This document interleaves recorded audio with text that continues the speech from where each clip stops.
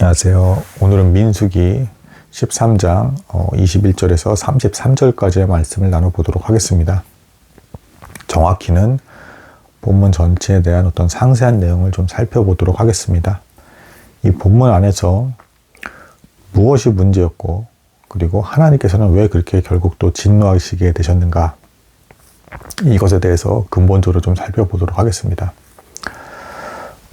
일단 1차적으로 하나님께서 진노하실 만한 근본적인 이유가 하나 좀 추가가 됐습니다. 무엇이냐면, 이 백성들은 애굽에서 하나님의 구원을 받아서 광야로 나오게 되었을 때, 그때까지만 하더라도 아직 하나님의 율법을 받지 못한 상태였습니다. 그때도 잘못을 했어요. 물이 쓰다는 둥, 물을 마시지 못하겠다는 둥부터 계속 원망, 불평, 불만을 늘어놓았죠. 하지만 그때까지는 하나님께서 인내하시고 참으시는 모습을 보여주십니다. 하지만 율법이 주어진 이후에서부터는 이제 점점 더 하나님께서도 죄에 대해서는 분명히 징계하시고 벌하시는 모습이 보여집니다. 왜냐하면 이 율법을 통해서 내가 너희를 백성으로 삼았다라는 분명한 선언이 이루어진 것일 뿐 아니라, 이 율법 안에서 하나님이 어떠하신 분이신지를 백성들이 분명히 믿고 깨닫기를 바랐기 때문에 그러신 것입니다. 이 율법은 사실은 정확하게 말씀을 드리면 이 백성들이 지킬 수 없는 기준입니다. 하나님께서도 그걸 아셨어요. 그럼에도 불구하고 깊이 이 율법을 통해서 하나님이 어떤 하나님이신지에 대해서 상고하고 묵상하고 기도하면, 하나님은 정의를 사랑하시고 가난하고 불쌍한 자들까지도 사랑으로 너희가 돌보기를 바라고, 그를 통해서 하나님의 아름다움을 발견해서 하나님께 반하고 하나님을 사랑하게 되기를 원하신 것입니다. 그러니까 결국에는 하나님께서 이 백성들에게 원하신 것은 하나님에 대한 굳은 신뢰와 믿음, 그리고 사랑을 바라신 것입니다. 그 사랑하게 만드시는 방법도, 이 율법을 그게 주신 이유 중에는 물론 질서를 유지하고 이스라엘 백성들이 잘 살아갈 수 있게끔 기준을 주신 것이기도 하지만, 그 안에 담긴 하나님의 배려와 이제 어떤 세심한 어떤 사랑, 정의를 사랑하고 그 진리가 꺾여지거나 망가지지 않는 그 안에서 분명하고 풍성한 사랑과 은혜를 베푸시는 그 하나님의 모습을 백성들이 발견하길 원했고, 거기에 반해서 이 백성들은 하나님 아버지를 사랑하고 기뻐서 즐거이 따르기를 바랬던, 그런 거를 바라신 것입니다. 강압적으로 따른다는 것을 바라신 것이 아니라, 물론 율법에는 무서운 법을 통해서 공포심으로라도 인간의 죄악을 억제하는 어떤 기능을 하는 것도 있지만, 근본적으로는 하나님의 성품의 속성에 이 백성들이 반하게 돼서 그 아름다움을 보고 사랑하게 되기를 바라신 것입니다. 그러니까 즉, 이 완전한 이 남편 대신 하나님을 아내 된 이스라엘이 온전히 사랑해서 어떤 상황에서든 의심하지 말고 굳은 믿음으로 따라주기를 원하셨던 것입니다. 그런데 그럼에도 불구하고 이스라엘 백성은 하나님께서 중요하다라고 말씀하신 모든 것들을 제외한 밖으로 눈에 보이는 모든 것에만 주목하면서 그 밖에 있는 것으로만 판단을 하고 눈에 보이지 않는 하나님을 거부하는 모습을 오늘의 장에서도 보여주게 됩니다. 내용은 이렇습니다. 제가 전에도 말씀을 드렸지만 이 13장의 시작을 보면 마치 하나님께서 정탐꾼을 보내라라고 지시하신 것처럼 보이지만, 신명기 1장에 보면 분명히 하나님은 그런 지시를 하신 게 아니라 이제 이 백성들이 먼저 우리가 정탐꾼을 이제 보내야겠습니다라는 이제 제안을 한 것으로 이제 드러납니다. 여기서 이제 또 오해를 하지 말으셔야 될 게 있는데, 하나님께서는 인간이 어떤 일을 진행할 때 일반적인 상식선에서 그렇게 진행하는 것 자체를 가지고 죄라고 이제 말씀하지 않으십니다. 그러니까 어떤 약속의 땅에서 전쟁이 벌어질 것 같은 상황에서 정탐꾼을 보내는 것 자체는 이상한 게 아니었어요. 그래서 심지어는 여기 본문에서도 모세도 강하고 담대어라, 굳세라라는 어떤 격려의 말씀을 주면서 정탐꾼들을 보냅니다. 그러니까 이 상황 자체는 이상한 게 아니었다는 것이죠. 근데 이제 뒤에 본문을 살펴보면 이 백성들이 정탐꾼을 보낸 이유가 상식적으로 올바르게 잘 일처리를 해서 약속의 땅을 차지하려고 한 것이 아니라 두 가지에서 일단 의심을 한 겁니다. 눈에 보이는, 이 사람들은 눈에 보이는 대로만 판단하기 때문에 두 가지를 의심한 건데 뭐냐면 첫째는 진짜로 젖과 꿀이 흐르는 기름진 땅인가 이 부분하고 두 번째는 우리가 멸망시켜야 될 이 사악한 이방 족속들을 우리가 이길 만한 어떤 존재인가, 그러니까 이 이방 족속들이 쉬운 상대인가, 이것을 어제 판단하고 싶었던 것이었습니다. 이제 결론적으로는 자, 이제 각 지파별로 사람이 선출이 돼서 이제 12명이 이제 간 것으로 추정이 되고요. 돌아왔을 때 10명의 악한 정탐꾼과 2명의 이제 선한 정탐꾼으로 나뉘게 되었다. 보고가 갈렸다라는 것입니다. 자, 여기서 이제 보시면 뭐 이제 차이점에 대해서 이제 살펴보도록 하겠습니다. 악한 정탐꾼들은 일단 우선적으로 겁에 질렸던 것이 분명한데요. 이들은 이렇게 말을 했습니다. 뭐 산지에 이제 엄청난 산성이 있고 또 평지건 어디건 간에 각각의 각 족속들이 아주 무섭게 이제 다 있고 거기 거인족까지 있다.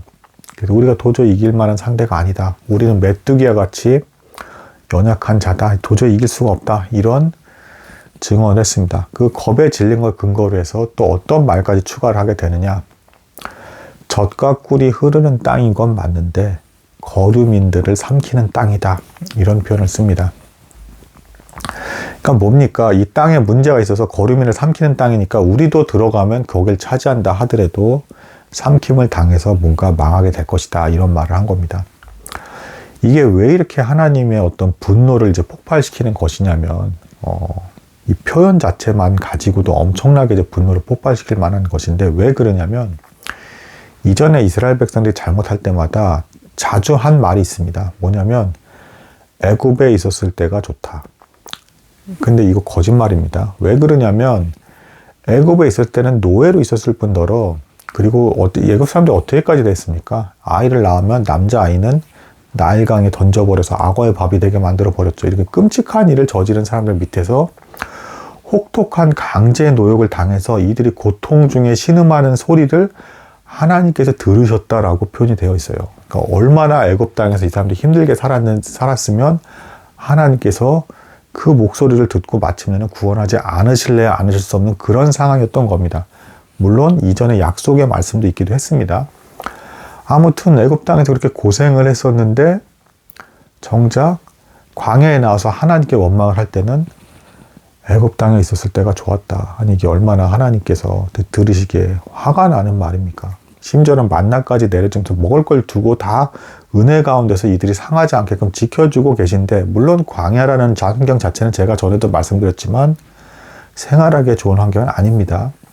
그럼에도 불구하고 모든 필요를 채움받는 데는 부족함이 없고 애굽에 있을 때보다 훨씬 나은 환경에서 자유롭게 있는 것은 분명한 사실임에도 불구하고 이 백성들은 애굽 땅에 있었을 때가 좋았다라고 하면서 하나님의 은혜의 현장을 악한 사악한 죄악의 땅에서 고통을 당했을 때만도 못하다라고 표현을 한 겁니다. 즉 하나님과 함께하고 있는 이 순간, 이 기적적인 순간이 애굽 땅의 사악한 곳에서 우상 숭배를 하고 있을 때만도 못하다라는 표현을 막 쏟아낸 겁니다. 그러니 얼마나 하나님께서 들으시기에 듣기가 싫겠습니까? 또한 여기선 추가적으로 약속의 땅이 못하다. 약속의 땅이 이제 우리를 삼킬 만한 그런 땅이다. 뭐 젖과 꿀이 흐르는 것 같긴 한데 별거 아닌 것 같다라는 식으로 표현을 한 겁니다. 그러니까 하나님께서 주시고자 하는 약속의 땅에 대해서는 완전히 폄하를 하고 그 전에 죄악된 곳에서 타락한 상태로 망할 상태에 놓이게 됐던 애굽 땅에 대해서는 엄청나게 높이면서 애굽 땅이 낫다라고 이렇게 얘기를 하니 하나님 입장에서 어떻게 진노하지 않으실 수가 있겠습니까? 그 마음의 어떤 생각과 사상이 너무 이제 불신앙적이고 하나님에 대한 믿음이 하나도 보이지 않을 뿐더러 하나님에 대한 사랑조차도 전혀 없는 백성들의 반응, 영적인 것에 대해서는 완전히 눈이 닫힌 소경이고 외적인 조건으로만 뭐든지 판단을 하면서 눈에 보이지 않는 하나님에 대해서 올바로 깨닫지 못하고 전혀 믿지 못하고 따르지도 못하는 이 백성들의 상태, 이것에 대해서 하나님은 진노하실 수밖에 없으셨다. 자, 반대로 이제 갈렙과 여호수아만이 정탐꾼들 중에 이 두 사람만이 선한 증거를 하면서 이렇게까지 말합니다. 우리가 그 땅을 취하러 가자. 그러니까 정복하러 가자라는 표현도 안 씁니다. 이 사람들은 취하러 가자. 그러니까 가기만 하면 하나님께서 분명히 약속을 해주셨기 때문에 그 말씀은 반드시 이루어질 것이기 때문에 그냥 우리가 가질 수 있다라는 이제 그런 표현을 쓴 것입니다.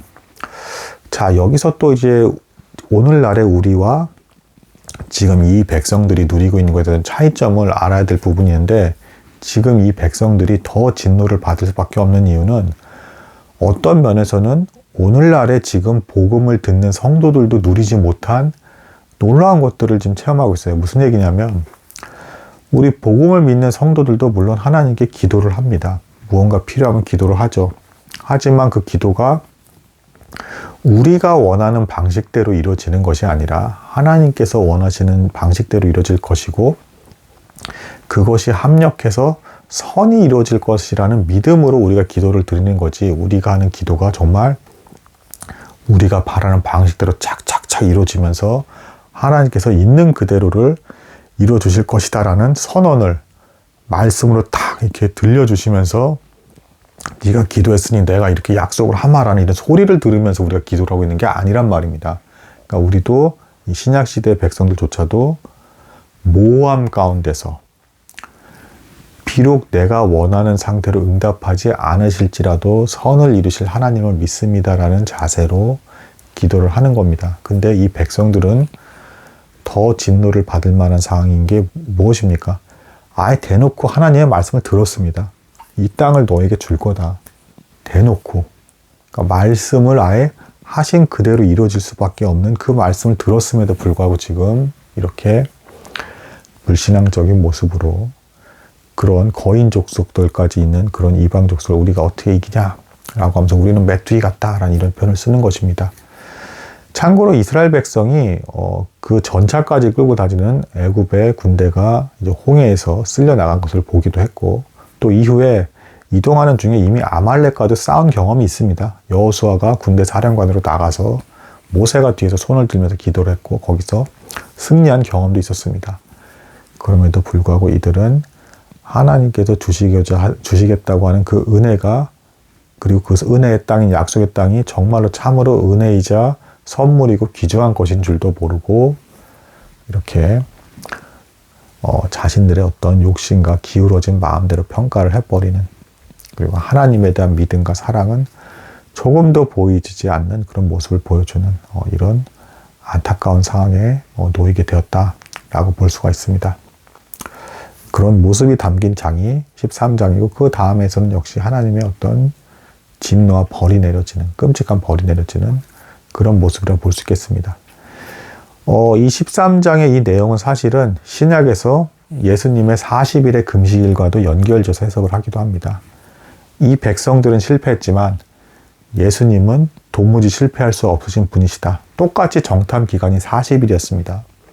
이 백성들이 약속의 땅, 천국으로 상징되는 약속의 땅에 들어가기 위해서 40일간 정탐을 하고 실패를 했지만 하나님은 40일간의 금식 기간 중에서도 조금도 흔들리지 않고 이 백성들보다 훨씬 악조건에 몸이 거의 다 쇠약해지고 기력이 없는 중에서도 사단의 유혹을 꺾으시고 승리하시는 모습을 통해서 이들이 실패했던 것들을 대신 예수님께서 승리해 주시는 모습으로 진정한 여호수아, 승리를 나타내는 자가 누구인지를 보여주는 이제 그런 모습을 보여주셨다라고 이제 신약에서 이제 대조적으로 이제 보여준다라고 이제 말씀드릴 수 있겠습니다.